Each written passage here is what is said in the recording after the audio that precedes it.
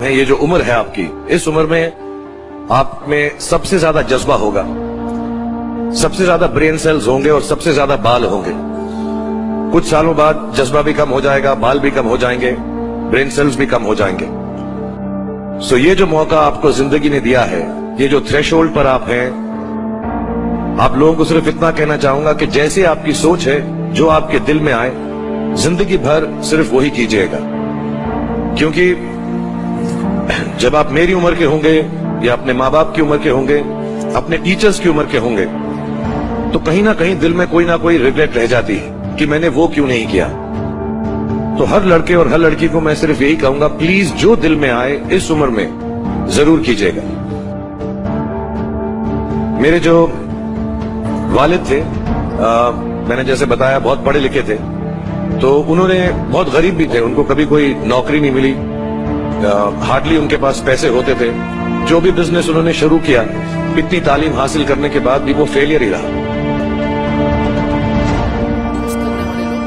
और क्योंकि उनके पास पैसे नहीं होते थे, तो मेरे हर जन्मदिन पे अपनी कोई पुरानी चीज मुझको दे दिया करते थे। तो पहली पुरानी चीज जो, और बहुत बड़ा चढ़ा के उर्दू में अच्छे अच्छे अल्फाज यूज करके मुझे इंप्रेस करते थे कि बहुत अच्छा प्रेजेंट दिया है मुझको। पहली चीज जो उन्होंने मुझे दी थी, उन्होंने मुझे अपना शतरंज का सेट दिया था, टूटा फूटा सा। वो शतरंज हर रोज खेलते थे। हनुमान मंदिर के जो हेड प्रीस्ट थे, पंडित थे, उनके साथ रात को जाके मेरे वालिद जो हैं शतरंज खेलते थे। और उन्होंने मुझे कहा कि शतरंज से आप जिंदगी के बारे में बहुत कुछ चीजें सीख सकते हैं। पहली ये कि कोऑपरेशन और साथ मिलजुल कर काम कैसे करना है। दूसरी ये कि जिंदगी में आगे बढ़ने के लिए कभी कभी पीछे भी हटना पड़ता है। तीसरी ये कि जो छोटे लोग होते हैं, जो आप समझते हैं, कई लोग ऐसी बात मानते हैं, जो पॉन्स होते हैं, जो प्यादे होते हैं, उनकी सबसे ज्यादा इज्जत करना जिंदगी के अंदर। कोई भी इंसान छोटा नहीं होता, हमेशा हमेशा जिंदगी में काम आता है। और कामयाबी हासिल करने के लिए आखिरी बात शतरंज ये सिखाती है हमको कि कभी कभी जिस चीज से सबसे ज्यादा लगाव होता है, जैसे रानी से अमूमन हो जाता है, कभी कभी उसे भी सैक्रिफाइस करना पड़ता है आगे बढ़ने के लिए।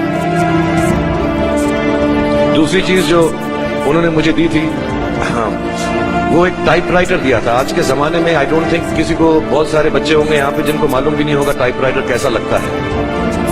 अब सब कंप्यूटर पे काम करते हैं। टाइपराइटर के ऊपर जब आदमी लिखता है और अगर गलत लिखता है तो उसको मिटाने में बहुत तकलीफ होती है। So you have to be very diligent, बहुत ध्यान से लिखना पड़ता है। हम गलती नहीं कर सकते। और टाइपेक्स यूज करते थे टाइप को निकालने के लिए, कभी उंगली फंस जाती थी उसकी कीज के बीच में, मगर बहुत मेहनत से, बहुत डिलिजेंस से काम करना पड़ता।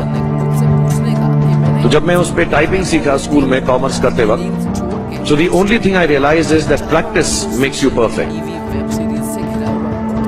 तो जो भी काम आप जिंदगी में करें, उसको डिलिजेंस से करें। ऐसा करें कि कोई गलती ना हो, अपना पूरा दिमाग लगाकर करें, सोच समझ कर करें।